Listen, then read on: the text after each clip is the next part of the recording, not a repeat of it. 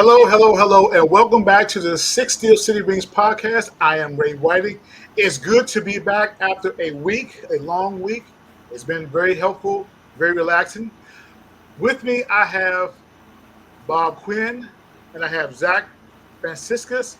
Leanne Loman is out this week. Guys, how you all doing today? We're Wonderful. doing good. We have a Good, good. guest. Yes, we do. And again, we have our first guest of the podcast, and his name is Dave Ribeiro from the Steelers Sanctuary. Dave, how you doing, man? I'm doing great. Thanks for having me, guys. Good, good, good, good. Before we go into some Steelers talk, Dave, please tell the viewers something about the Steelers Sanctuary. Steelers Sanctuary it's a blog I started about 9 years ago. Um, and then we started the podcast about 2 years ago. It started out as a hobby, and it's gotten a little bit more serious as the years have gone on. It's just a lot of fun. Now, where are you located, Dave? I'm in Massachusetts, Okay, all right. And you're down Enemy territory. Patriots country. Oh, It can get ugly at times. But the last 10 years have been brutal. yeah. At work, in the streets. Oh, Everyone around here knows I'm a Steelers guy, so I take my share of abuse. But it's I all good. understand. I totally understand. But guess what? The things have changed now. So we're on top, the Patriots on the bottom. That's all that matters. I am enjoying it, believe me. Good, good, good. Hey, let's get started with some Q&A. First, I wanted to give this to Bob first with the first question, Bob. Go ahead. yeah, I'm actually subbing in for Leanne since she couldn't make it.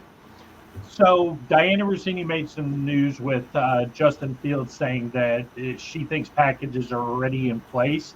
So my question is for Dave, what role do you think Justin Fields will play in 2024? And do you agree that the packages are already in place in Arthur Smith's offense?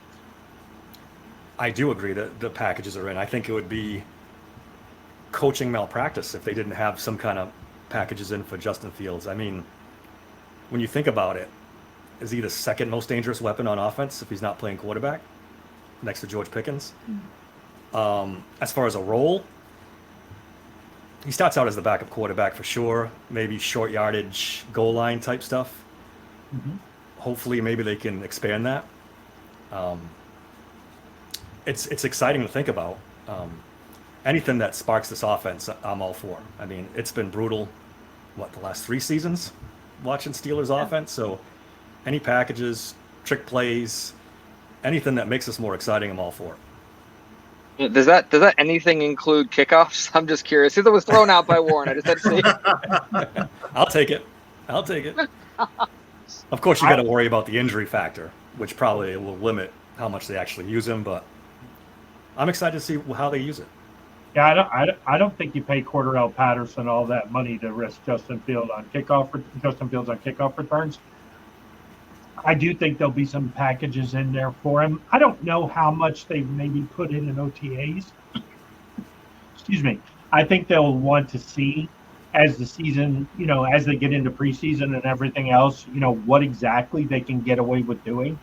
I think one of the neat things about, a Justin Fields package versus like a Cordell Stewart package or a Tim Tebow package is he throws a decent ball. And I think if you get him out on the edge in kind of an RPO type of situation, I don't feel like you can, as a defense, stack the box and expect to run with, I would love to see him go up over the top a couple of times when he comes in and maybe do the opposite of what everybody's thinking when they do a package. If they, let's say the first game, they throw him out there in a package and say, okay, it's 3rd and 1, and we've got Fields on the field, and everybody crowds up for the run, and maybe he just tosses it over the top to Pickens to say, hey, stack the box all you want, but I'm a legit quarterback, and if you do that, I'm going to go deep. And I would kind of ask the question, do you feel like they'll do like some 2 quarterback packages? Do you feel like, okay, well, maybe,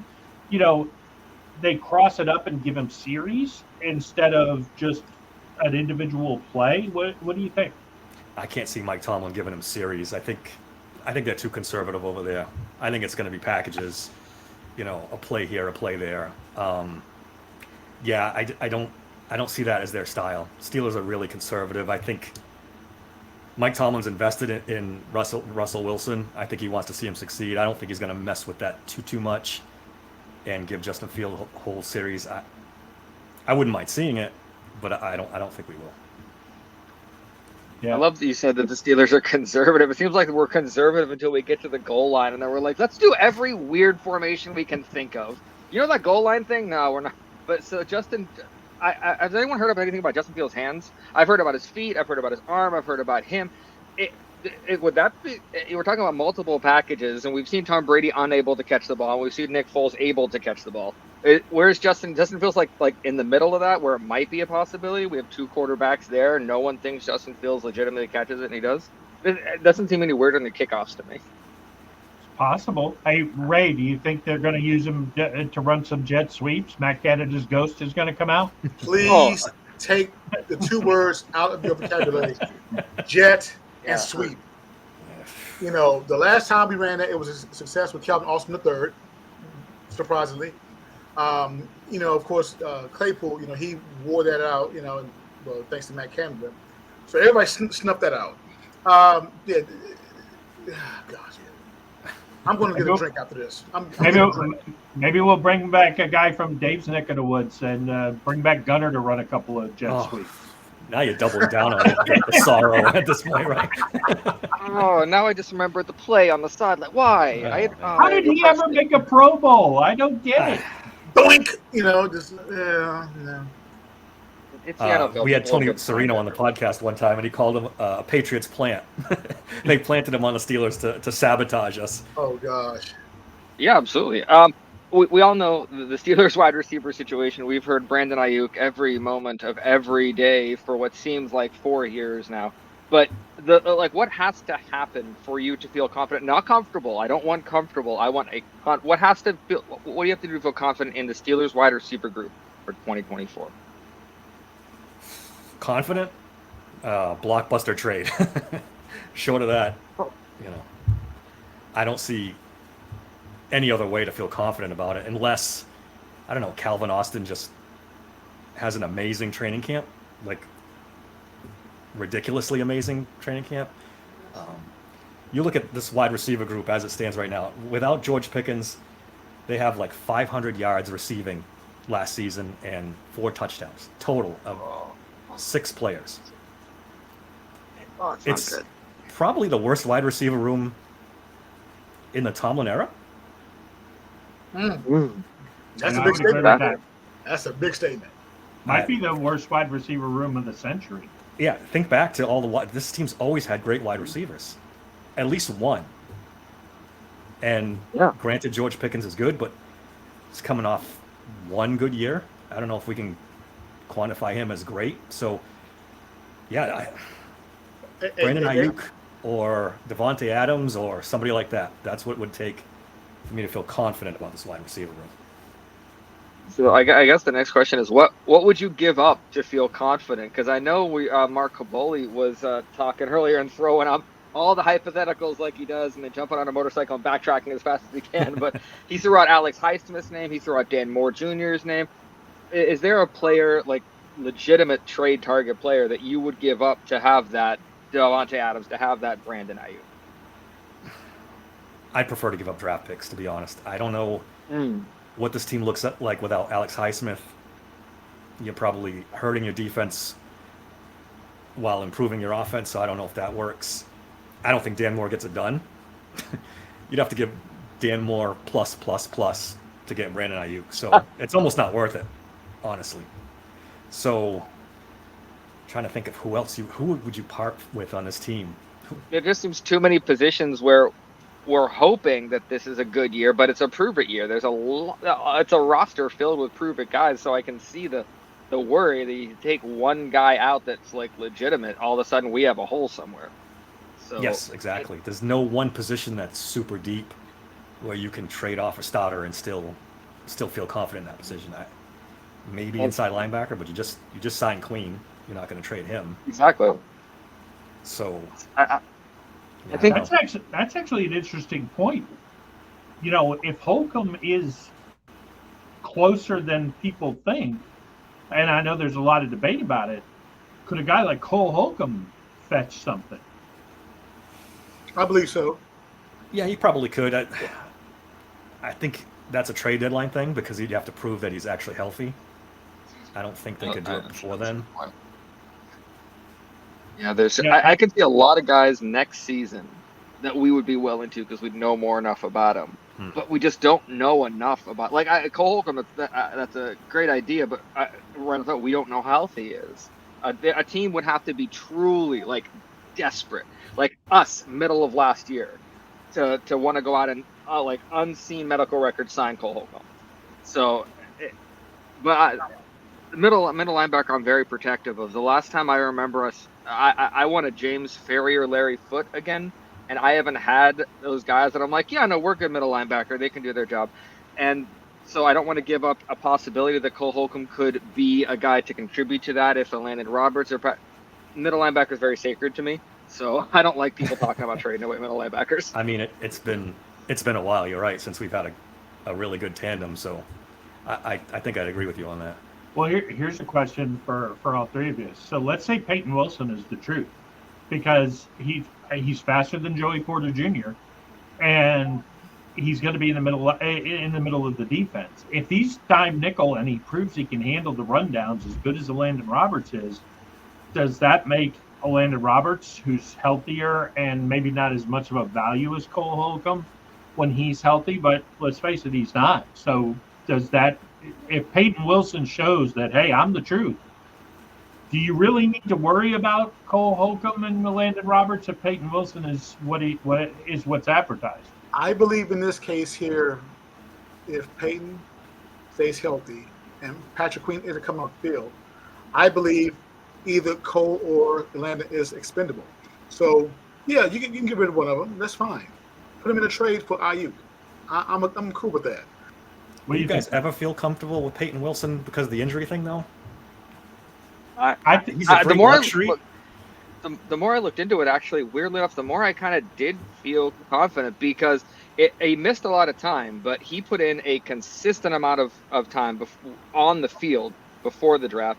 And I looked at his stats, and he plays best right after he gets back from an injury.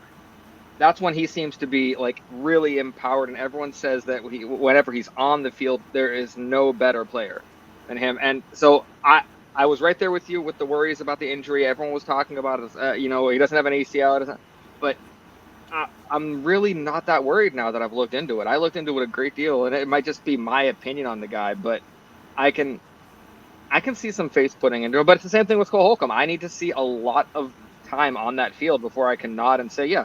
So it's a nice thought, but my confidence means nothing to the Steelers front office. And honestly, from my perspective, he tears the knee in high school. He tears the knee as a freshman. And then he basically puts up 3 pretty good years in the ACC. Yes, he did. And let's face it, if people weren't concerned about his knee, he's a first-round draft pick, which is rare for an inside linebacker nowadays. Absolutely, he was. It seems we're collecting guys with possible knee stuff that we're hoping eventually work out. We got Corey Trice, we got Cole Holcomb, we have Peyton Wilson, we have Darnell Washington. There's a lot of knees on our team that we're hoping to hold up. So Quan Alexander, if he comes back as an Achilles, we're hoping holds up. We talked about that on our podcast. That's a big shift from Kevin Colbert to Omar Khan, right? Colbert wouldn't take those kind of risks with injured players. He probably doesn't draft Peyton Wilson. He just drafted bust after bust. Well, and you throwing shade on my man Kevin Colbert? Come on. And Kevin, in his latter part of his day at Pittsburgh, he was, to me, I believe, conservative on some draft picks. He was. Well, you look at his last 7 drafts, we average 1 player from each class being retained. And Pickett's gone. Doesn't look like the Marvin Leal's going to pan out. Pat, maybe Pat and Pickens get him to 2. But, only one left from TJ's class is TJ. And then it's just so there were good much players stuff. in that draft, though. They're not here anymore, but Juju Smith-Schuster was a good draft pick. There were more than just TJ. I think people tend to forget how good Kevin Colbert was and how many good players came through this team with his drafts. I think people are too quick to anoint Omar Khan as this great general manager when he's had a season and a half and has made some mistakes this offseason. Let's be honest. I mean, we just talked This about wide offseason, receiver too. Nickel corner. The whole set free agent center thing. I think they underestimated the market for that position, and it left them in a hole for the draft. I'm not the big Omar Khan guy that other people are. Not yet. Oh, boo! I'm a fan. I'm a big fan of it, but I am very, very aware of why I'm a fan of it. That if I was in a lot of other NFL franchises, this kind of activity during the offseason is run of the mill. It's how it is. You expect it. But we've been the conservative, whether Colbert brought good players in or not, is the conservative part of it meant that the second Omar Khan came in and made any sort of aggressive move, we're like, this is what we've always wanted. It didn't matter what the move was. So I'm just saying that, like I said, Colbert in the latter part of his tenure at Pittsburgh did not really fare well. And again, I believe Omar Khan stepped in. I think he is very aggressive for the simple fact that Tomlin, is on the hot seat. He has 3 years, a 3-year contract. I believe he has 2. Well, you go back to 2015. Bud Dupree had a decent NFL career. He's trying to catch on somewhere now. He's your first-round draft pick. Jesse James is the only other guy out of that class who played 100 games in the NFL, and not like Jesse James is an all-pro, but you're talking about Senquez Golson, Sammy Coates, Doran Grant. Then you shift to 16, which was a disaster. 16 was a disaster. Well, except for Javon Hargrave. Yeah, but that's a disaster because you didn't judge his talent and let him go. I mean, to me, in my eyes. Who is that on, though? Is that on the general manager? Is that on the coach? I mean, GM, of course. I mean, I think it's on both of them because they're looking at it. Number one, you still play Hargrave onto the field. Then when he is, you see that, okay, this is a quality defensive lineman, nose tackle guy. And then basically you go into these, nickel type defenses where Hargrave was on the field in the base package, but you had Cam Hayward and Tuitt on the field most of the time. And, like Stephen Tuitt, losing him for his career earlier than expected hurt. Yeah, that hurt him. But even 17, which I'll grant you was a good talent evaluation draft, but you got TJ's the only one left from that draft. Juju, for whatever reason, didn't work out. Unless he goes somewhere else. Juju was a good receiver in our system. He's been, let's say, average everywhere else. Cam Sutton, he's, decent player for us, but he goes to Detroit, he gets roasted. Now he's back halfway through the season. James Conner. James Conner's been good wherever he's gone. He's still good with Arizona. But we moved on from him. Yeah, I can't argue that they made some questionable decisions after these drafts, too. I mean, I guess they chose Tuitt over Hargrave, so you can't really kill him on that one. You couldn't pay all 3, I guess. Yeah. And I'll give him credit for the Minka deal. The Minka deal was smart. Yep. Big question from when it comes to the draft is because I had looked at Stanford University, not Stanford. Very, very careful. Stanford. Yep. Don't want to get that messed up. Did a study, and the Steelers since 2011 are put in a very specific quadrant where we draft badly but get good performances out of those players. That's how they looked at us. They said the drafts weren't good, but the players outperformed their draft potential. So does that have more to do with who drafted them or the coaching ability to progress those players afterward? Because I have less faith in the Steelers' ability to progress the players once they have them. I think Steelers kind of need to bring in ready-made players because we're not that good at growing players anymore. I agree. I don't know if I agree with that Stanford study. And do you all get the feeling that Colbert spent a lot of time trying to prop up this defense and Mike Tomlin? I mean, we drafted defensive players 8 or 9 years in a row. Bad performance after bad performance led to first round pick after first round pick. I think there was some of that in it too, like forced picks to try to prop up this defense. I don't know. I'm gonna be a Colbert apologist. Yeah, I don't think you can sell short the fact that they chased Shazier. I mean, when that happened, let's face it, Devin Bush is a direct result, and yes, that was arguably the worst mistake of Kevin Colbert's career. It's not even close. So just to go back to the wide receivers for a second, so do we have any faith on anybody in the roster? I personally hope and think Roman Wilson will be able to, by the time the season starts, handle the number 2. But do we have any faith in anybody on the current roster? Austin, Jefferson, the hot dog vendor being the wide receiver 2? No, I don't. I don't know about you guys. I don't even have faith. I think it's going to take Roman Wilson a year. Yep, we have a lot of potential wide receiver 3s, and no one that's. I can't see anyone making a jump to 2, no matter how good.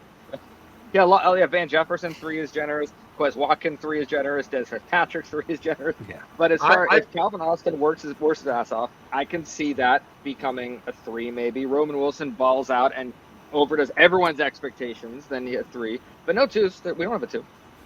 I have faith in the receiving corps. I do. You? I have full faith because again, we've always found the Steelers have always found that diamond in the rough every time, and the unsung hero. We only have 2 draft picks on the roster, Ray. What's that? We only have 2 draft picks on the roster. Right. 3 if you count Roman Wilson. Yeah, and I believe the dark horse will be Calvin Austin III. I believe he'll be the one. That's the only hope. Van Jefferson to me, he has proven himself when he was at I believe Minnesota, but he's in a new system now. With Russell Wilson, so the jury is out on that. Calvin Austin III in my book, he knows, and I believe he will be the dark horse and make it the receiving game better for Pittsburgh. Oh, and just to clarify, Van Jefferson was Rams, not Minnesota. Okay, thank you. I'm sorry. Yeah. Van Jefferson, everyone keeps talking about, is a poor man, Allen Robinson. That's given Van Jefferson a lot of credit. Van Jefferson, everyone's like, well, he has less tread on his tires. He was used less. They didn't throw to him. Yeah. That's why he has less tread on his tires. So, no, Van Jefferson is – I honestly think it was we lost Allen Robinson. We need someone exactly like Allen Robinson, find him. And that was the only criteria. Let me compare this situation, Pittsburgh, the wide receiver situation, to the Patriots. I'm sorry, Dave. The thing is, when it comes to Tom Brady and his receiver core, he utilizes every receiver for certain packages. Pittsburgh don't do that. They focus on 2, and that's it. I mean, maybe a third one on certain plays every now and then, but I believe that if they would utilize more receivers on certain plays, certain packages, I believe they can make the change by the way of throwing the ball. Did I miss a news bulletin, Ray? Is Tom Brady playing quarterback for us this season? Number 12, no. Oh, no. He's getting ready to make. He's getting ready to make money, from Fox Sports, being the commentator in the booth. So right. So I think it's all a big stretch to say Russell Wilson is going to turn into Tom Brady and make a cast. He couldn't do it in Denver. Those receivers were terrible in Denver, and he didn't do anything special there. If you put more receivers out there, I mean, again, it will give the defense a different look. Give them something to think about. Is what I'm saying. I also remember, Ray, when was the last time we had a legitimate offensive coordinator? I mean, we've had guys like that were promoted from other random play. I have a lot of hope in Arthur Smith, not to like blow the barn roof up, but to show us what a competent, strategic, build one play off another in the first quarter. You're thinking about the fourth quarter kind of offense that we haven't seen in a long time. So I think that's going to kind of change that for you, Ray. I think this year, even if you don't see the production you'll see the utilization that you didn't see before. So I think that'll change the utilization will turn to production. We just have to give it time. We have to give it time. We don't have too much time, but the utilization is there. We don't have any time. You got to go 7-2 in the first 9 games. We go 5-4. We are not making the playoffs. Well, I agree with you. I think that's a fact. That's a fact, right there. I agree, but Bob, here's the thing. stranger things have happened for the Steelers to where we come into a slump, then you get other teams that will fold and this and that, and It's key Ray, injuries, that's what and we it pushes don't right back want. into the thick of things. That's the bad behavior being rewarded again thing. We have a Yeah. we need to do better, and I don't want Mike Tomlin to find a way to scrape together a good second half of the season and get us limping in and we're all happy about. I don't want that again. I'm dissatisfied with that. So And I don't even want to put that in.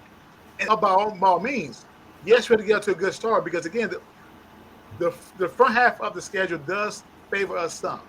It does. Yeah, but that's the point, is you can't wait on those receivers to get good halfway through the season, because if you do, Now, then I'll say this: if the running game hits the ground fine and Pat Fryermuth finds a way to be a security blanket, then yeah, maybe the wide receivers have a game and a half while all those other guys. But you don't have multiple games, or they shouldn't. It's just I'm getting going to say open. this about week 5. You know what? I would expect apologies from Bob and Zach and say, you know what, Ray, you were right. I was wrong. I am sorry. You know what? I hope so. We're not I hope I get to apologize. Yeah. I would. I hope I do. Ray, if we're 5-0 and all of a sudden and the receivers have been terrible and all of a sudden they play good in the 6th game, yeah, sure, we'll give you an apology for that. But if we're 2-3 and all of a sudden they play good, then you got to apologize to us. Yep, there we go. We'll have an apology episode. Zach said the key name. Pat Fryermuth is wide receiver 2, right? I mean, that's I the agree. Right now, yeah. unless they make a trade, that's the guy that has Now, to. the one thing that I have seen that I don't like, a lot of people are throwing out, well, in Arthur Smith's offense, he doesn't really use a wide receiver. He does. If you look, he likes having a good wide receiver too that can put together 700 to 800 yards. So Pat Fryermuth would be a great wide receiver too, but I don't like people going around that saying because Arthur Smith doesn't utilize a wide receiver too, that puts Pat Fryermuth in that seat. I think Pat Fryermuth has a seat regardless. All right, so our final question before we let Dave ask a few. What player who's on a rookie deal will have the biggest impact on the 2024 season? For me, it's got to be Joey Porter Jr. He's a budding superstar. And in all honesty, I was a little skeptical when they drafted him. I didn't think it was going to work out quite the way as well as it did. I mean, you're talking about a rookie cornerback following other teams' top wide receivers. It took a while to get him out there, but once he got out there, and he's got everything you need. The long arms, 98th percentile, an arm length. He's got the speed, 4.4 speed, 6'2". He's got all the confidence in the world, which is key for cornerback. I think one of the most crucial things to have. The biggest impact this year, I'm expecting big things from Joey Porter Jr. in 2024. Wow, that's a great choice. And you're right. If he's a lockdown corner and can travel, some of the questions about who's going to be the nickel and who's going to be everything else really kind of go away. Kind of falls into place, right? Yeah, absolutely. I would love to see nothing more than see him, really take off and be the top guy. My guy, and I'm going with another guy from last year's draft, is Keanu Benton. I think if Benton takes the step forward that I think he's going to, I think he's already taken a step forward. I could make a strong argument that the Steelers really should not have kept him off the field last year. But I think by the end of the season, he was clearly the best defensive lineman. And I think going into the season, even with Cam, that he's clearly the best defensive lineman going into the season, which isn't necessarily a bad thing. That's not necessarily to knock Cam. That's just to say that, hey, my 24-year-old second-round pick ought to be better than my 35-year-old, 13 years in the league defensive lineman. And I think a lot of this season, we were kind of talking about this last night in prep, is if Benton establishes himself as the clear number 2, I think you can start to formulate a draft strategy. And I think when we were talking about Omar Khan earlier, I don't think he thinks this is a done deal. I think he spent, his draft capital his first 2 years saying, okay, we're going to have a great offensive line for the next 10 years because we've been bad for 5. And yes, we have the parts, and if everything goes right, yeah, we could maybe make a run. But I think he's trying to build for the long haul.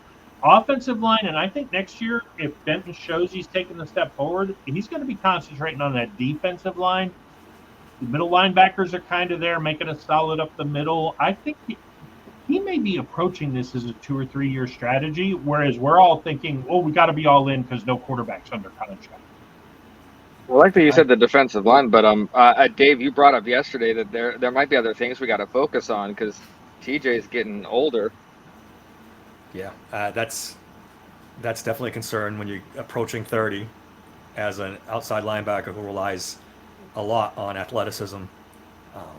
I know it's,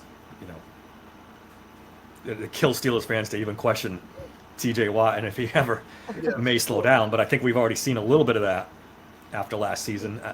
Granted, he's still the best or one of the best pass rushers in the league, but how much longer, and I talk about a lot in our pod as well, how much longer can we expect A+ TJ Watt?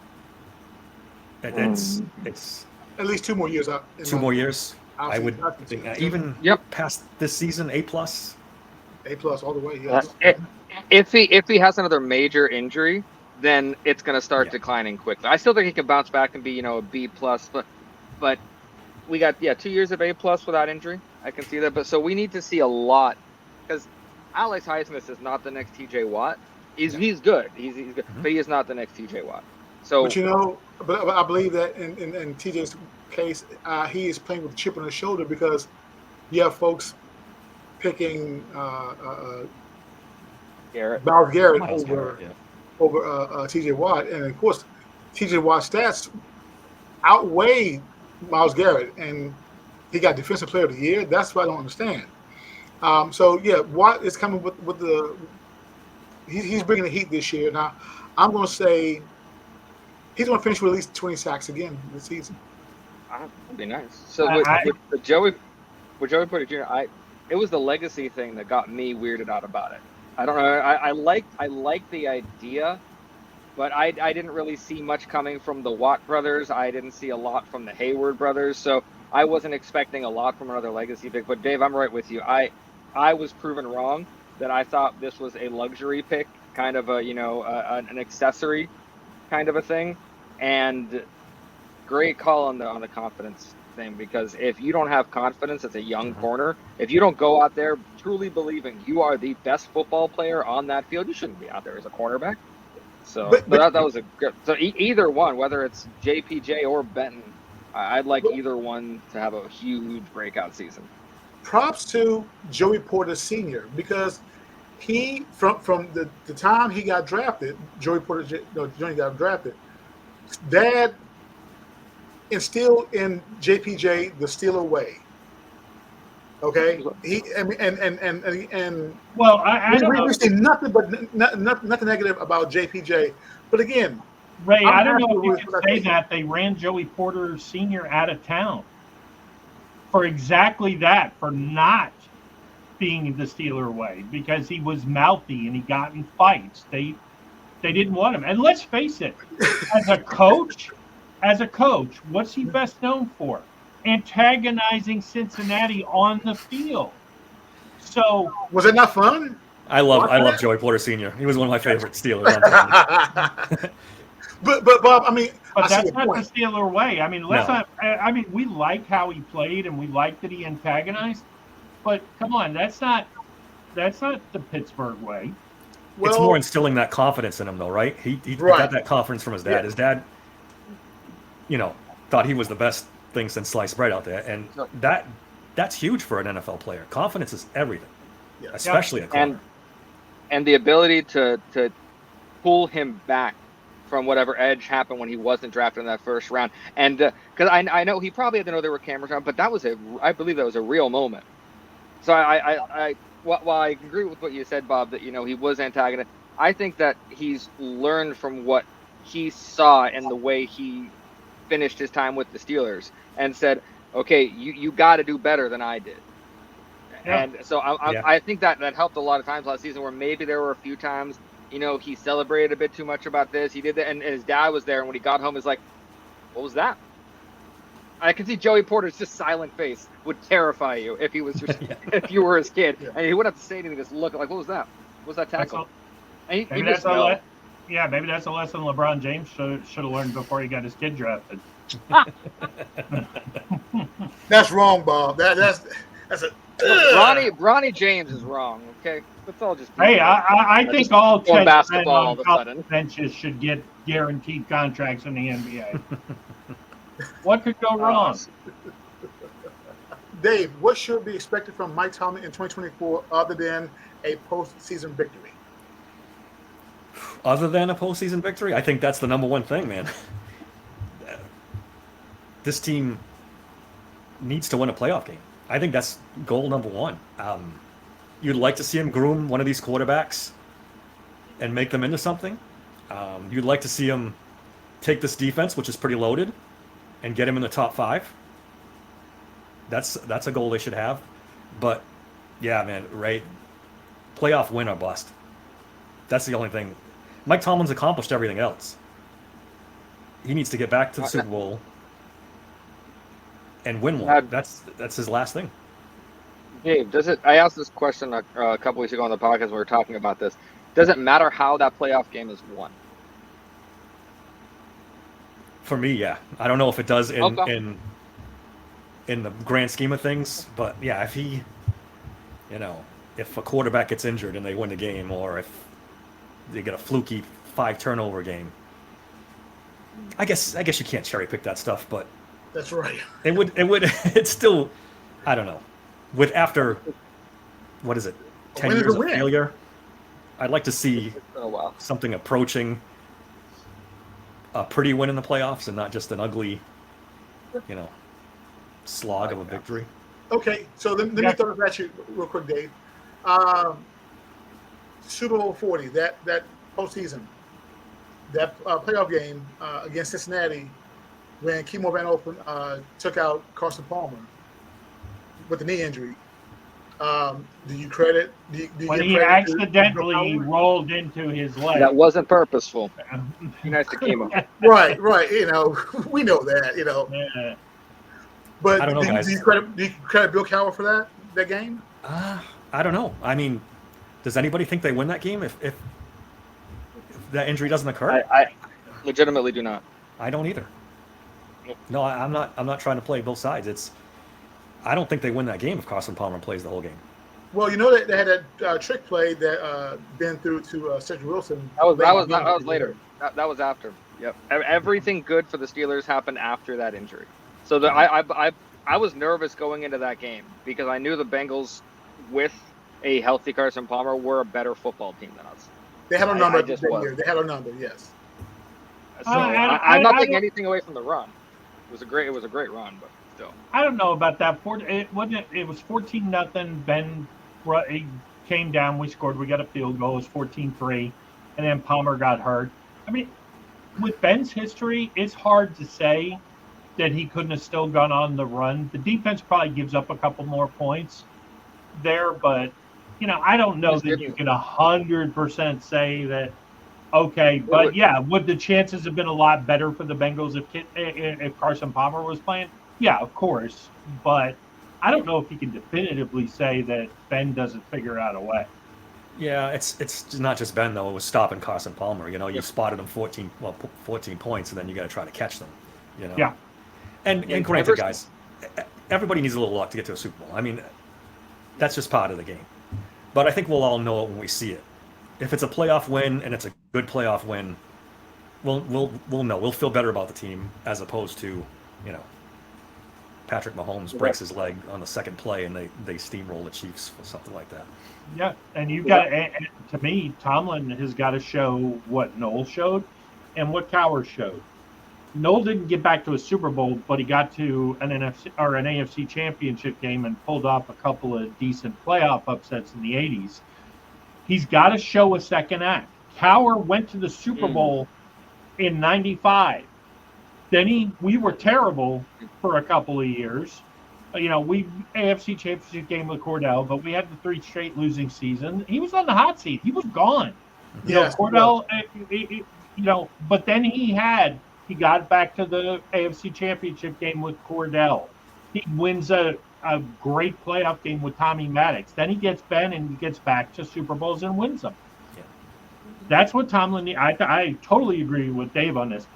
He's got to win a playoff game. Period. Point blank. If he makes the playoffs, he's got to win a game. If he doesn't, he's got to go. It's all about the quarterback, right? If they get to the playoffs, that means the quarterback's playing reasonably well. Yeah. And if that's happening, then this team's good enough to win a playoff game. Period. I agree. Absolutely. It's the one thing that has to change is Matt Canada caused me to use a word about the Steelers I have never used since I started watching in '94, and that was cowardly. I don't want to have to even think that word this season.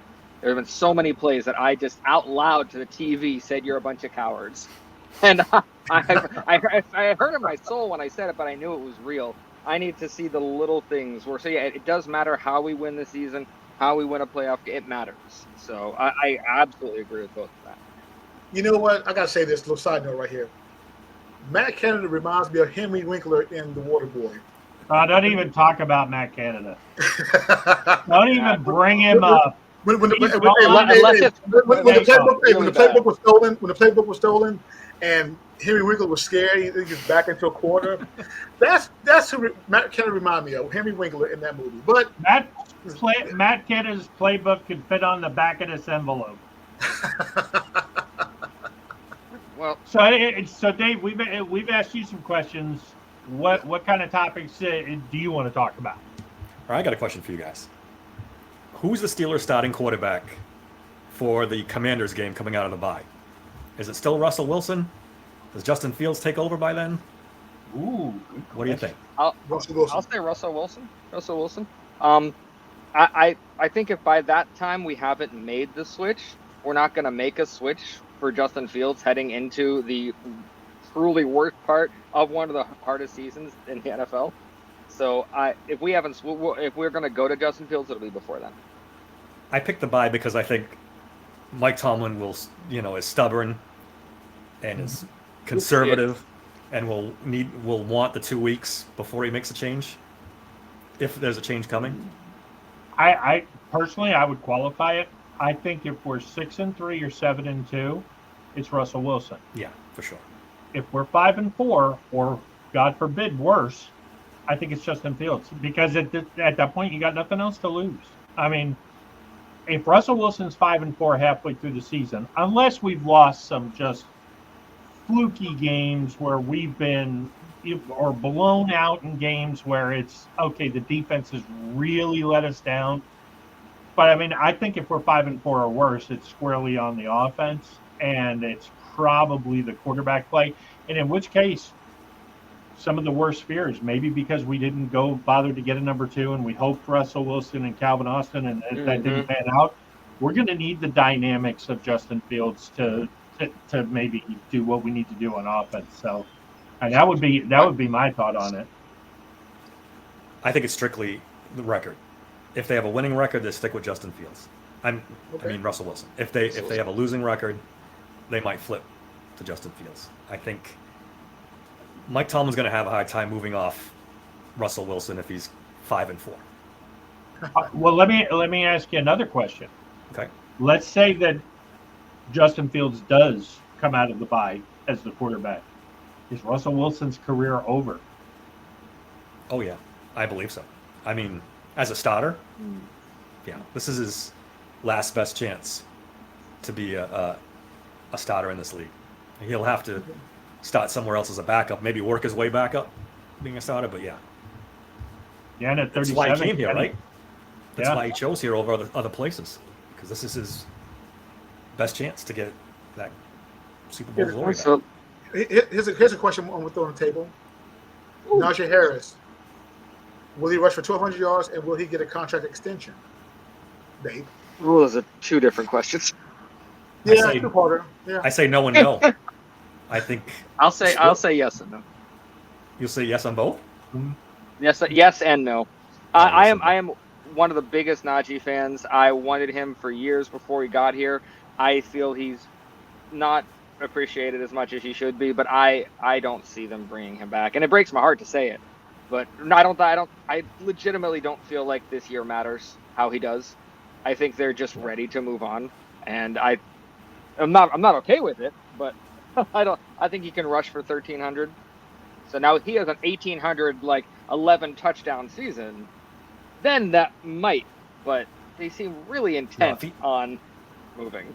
if he has a season like that, he's not coming back. He's going to want to play free agency unless they franchise him, which opens up a can of worms that they probably don't It want to get does. into. If he's coming off a all-pro season and they franchise him, that'll be a disaster. Well, It's like holdouts and, Le'Veon Bell 2.0 at that point. Exactly. Interesting. I think it's no and no. He doesn't get the carries to get 1,200 yards. I think, barring something completely unforeseen, and I think it would have to be an injury-related concern with Jalen. I don't think there's any way in the world you can turn around to Jalen Moore, and at this point, especially going into Jalen's contract here, it's not he's going to a contract here too, but so's Jalen. And let's face it, over the last couple of years, really great as a tandem. So all of a sudden you're going to weigh it down and let Najee get a bunch of carries to go get paid by somebody else. I don't foresee Arthur Smith doing that. He could do it, but if he does, I think it's a huge overreaction to the criticism he got last year with Bijan Robinson and Tyler Algier. Okay, so my one fun question for Dave is, let's say that this season is okay. We win a playoff game, but that's kind of it. Nothing really has seemed to move forward. But the NFL suddenly changed its rules. And right now, Dave, you have to make the Steelers' first-round draft pick for next year. Who are you picking? A player or a position? A position. You don't have to say a single player. We're not going to go. A position is fine. If they make the playoffs and lose a game, and I think quarterback. I think at this point you sell out for a quarterback. Not mad at that. The only one of the reasons Bill Cowher had such a successful second half of his career is because they got the quarterback finally. After years of Tommy Maddox and all those guys, they finally got him a quarterback, and that's the only way you win in this league. Honestly, you need a franchise quarterback, and I don't think Russell Wilson's that guy anymore. He might have been at one point in his career. I like Justin Fields a lot. I'd like to see, but I tend to think he's not that guy too. So yeah, I've been screaming it for years, and it kind of bit me in the ass with Kenny Pickett. But they need to draft a quarterback, a franchise guy. Yeah. Yeah, because I can see Russell Wilson being a good game manager. That's all I expect from him this year. Stay upright, make the passes you need. And I'm hoping that the reason Justin Fields was what he was because of Chicago. I'm blaming Chicago directly for that, and I'm hoping that here that's going to be the future. Because if we have to draft a quarterback in 2025, that's a reset that isn't terrible, but that I would not want to have. Well, here's a conspiracy theory inbound. Let's say 2024 doesn't go the way we want. We don't have Fields. We don't have Wilson. Or 2024 doesn't go, so 2025. We just turn to Kyle Allen, whatever guys on the street, and we tank and we draft Arch Manning in 2026. Have you not met Mike Tomlin? He can't stand to lose. He won't. He would not. Yep. If he has a bad season in 24, it might not be up to Mike Tomlin. Yeah, it'd have to be Mike Tomlin wouldn't be here. But then you put the next coach in. Or maybe get Dak Prescott in free agency. Maybe. Wow, that conspiracy. That's just what we need, a quarterback who can't win in the playoffs. Yeah, that's what we want. An aging quarterback who has padded his stats for years against bad teams and has never beat a good team. Never. And I'm saying that Tom Brady Buccaneers in the playoffs doesn't count because they were terrible. I know one of my biggest questions when it comes to Steelers football with the quarterback situation: can lightning strike again? Can it strike twice with a good quarterback? Because again, Ben, I didn't expect Ben to come out the gate like this. Can it happen again? It's possible, but it's we don't know. it's not looking like a great quarterback draft either, right? So Right, exactly. Yeah. Yeah, so that's take that into you almost consideration. have to go into next year saying, you know what, screw it. We're just going to be bad. It didn't work out. We've got these pieces. We're going to try to win, but you know what? Until we get the quarterback, it ain't going to happen. Somebody Bob, what do you like think? What do you think's more likely? They tank with a bad quarterback and try to, wait for the following season, or they sign Dak Prescott to a big contract and try to make a run. Keeping in mind who's the Dave? coach is. what's more Thank you, likely? Dave. What's more likely? Yeah. That they tank, because I don't think there's Oh, any I way don't in know the about that. world. There's no way in the world they're going to pay Dak Prescott $50-60 million. And I hope the Cowboys are stupid enough to do it. If Mike I don't know, Tomlin is Bob. still around, Mike Tomlin would rather pay out of his own salary Absolutely. than lose games like that. That's Absolutely. what Mike Yeah, Tomlin would say. You pay me not with nothing. Dak. Not with Dak. There is nothing in Dak's makeup. I'm sorry. Anybody who's a Dak Prescott fan, just go look at his games. What good team has he ever beat? He chokes in the biggest moments. He's not good. He's a fourth-round draft pick who had a dominant running back and got overblown and overpaid because everybody and their mother is a Cowboys fan nationally. And I'm sorry, he's not better than Tony Romo. I don't think he's better than Quincy, whatever his name was, from Georgia, who was Quincy Carter. He's average at best. He's got CeeDee Lamb that he throws the ball up to, and against terrible defenses, he'll put up great numbers. Dak Prescott's MO is go down 28-3, and when the defense goes prevent, he throws for 300 yards and 2 touchdowns and loses 28-21 to good teams. So Bob, tell us how you really feel. Let it all out. Bob, I agree with you. Woosah. I don't think Mike Tomlin sees it that way. I think he sees I think above average game manager that he can win. GM. That he can win with. That no losing seasons. I think it's the same. Yeah, I think the no losing seasons. I think we're going to feel a lot differently if we're sitting here next year after a rough season, because there's a lot of hope kind of buoying us a little bit right now. But if all that is taken away, I think Dak Prescott starts to look better, and also maybe just like Justin Fields, Dak Prescott wasn't meant to be a Dallas Cowboy quarterback. There are different requirements when you're a Dallas Cowboy quarterback that have nothing to do with on the field things. I cannot imagine how difficult it must be dealing with Jerry Jones on a daily basis, knowing that every time he walks by, on a whim, he could suddenly say something to you and you couldn't say a word back. So maybe that would be different in Pittsburgh, because I'm not as down on Prescott as Bob is. I feel in a different environment with different it could be different with someone saying, listen, you don't have to be the savior of everything. You just have to be yourself. That might change something, because I can't imagine like the media schooling he must have gone to in Dallas and what they put their players through. So it would be different. It's probably the toughest quarterback job in football. He'd be 32 years old.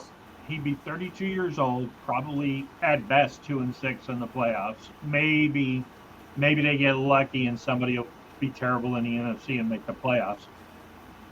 He's not going to be getting any better. And you're going to pay that guy. You're going to pay that guy more than Patrick Mahomes. You're going to pay that guy more than Josh Allen. That's the only way you're going to get him. I wouldn't want to, but I don't know if I would prefer that over another chance at a rookie. I'd rather have Kenny Pickett. You what? Mike Tomlin doesn't I show the would ability to rather have pick Kenny quarterback. Pickett than Dak Prescott. Oh God, no, Bob! Please, no. Oh, Bob. Well, if Why? we go with I your wouldn't have to tanking pay him theory, very much. Yeah, I wouldn't have to pay him. yeah, but you wouldn't win very much. I guess that's the point. You wouldn't win very much either.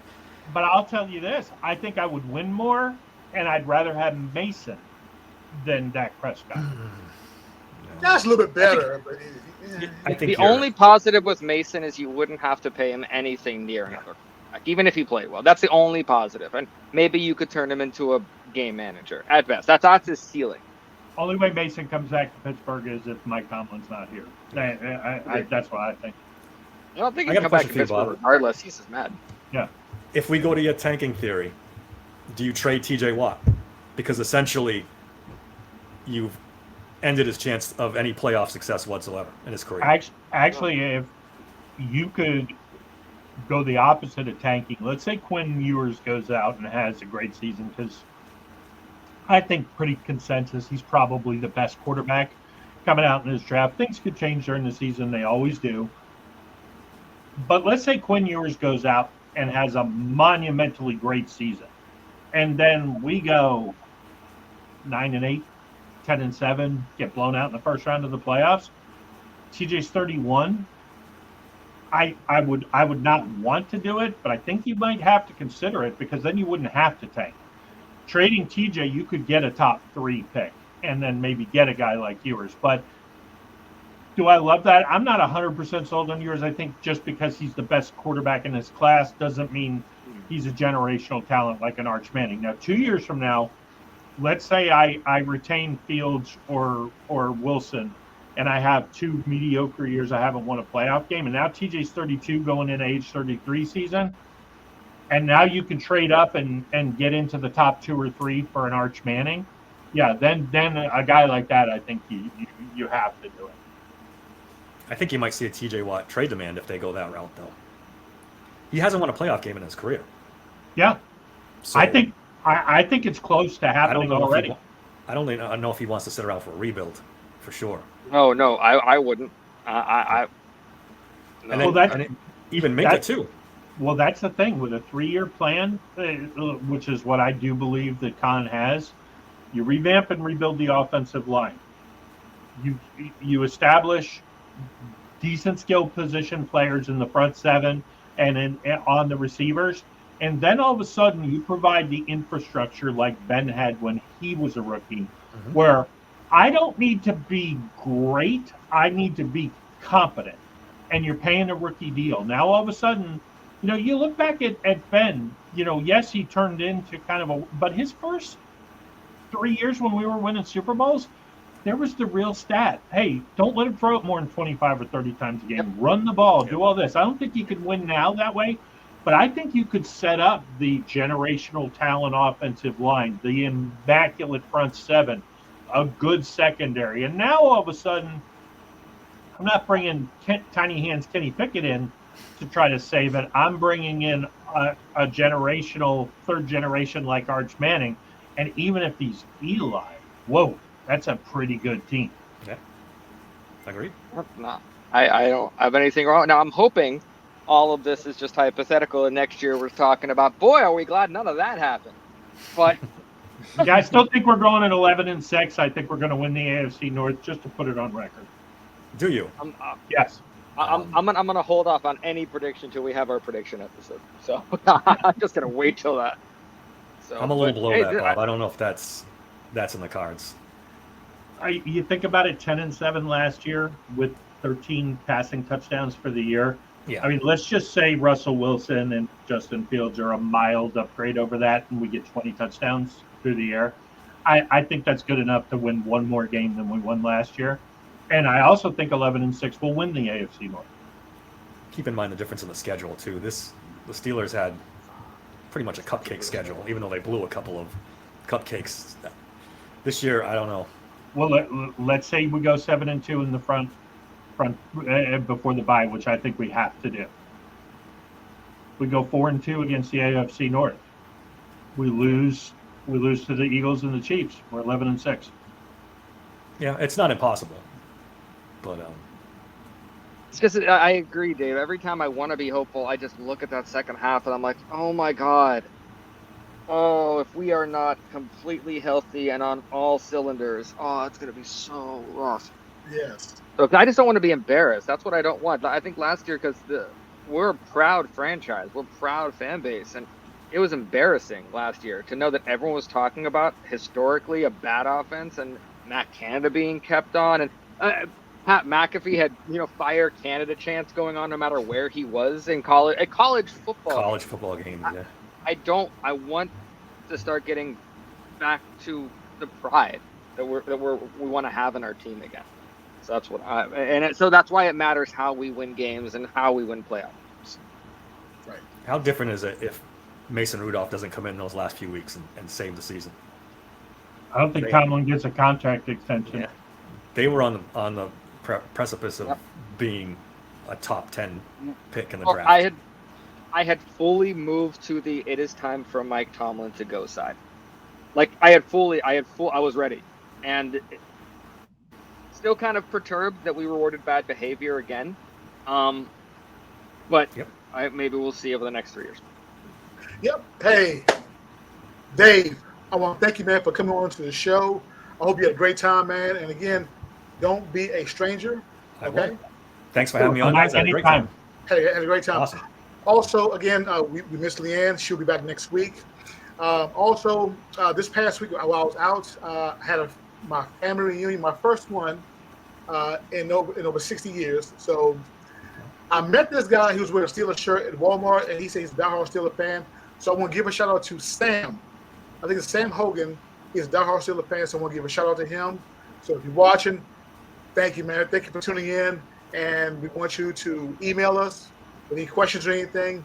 Again, we're more than happy to respond, and again, pass the word. Like, share, subscribe, repeat, rinse and repeat, everything. Gentlemen, thank you very much for coming on to the show. We'll be back next week with more Steeler Talk. This is the Six Steel City Rings podcast. See ya. Thanks, guys.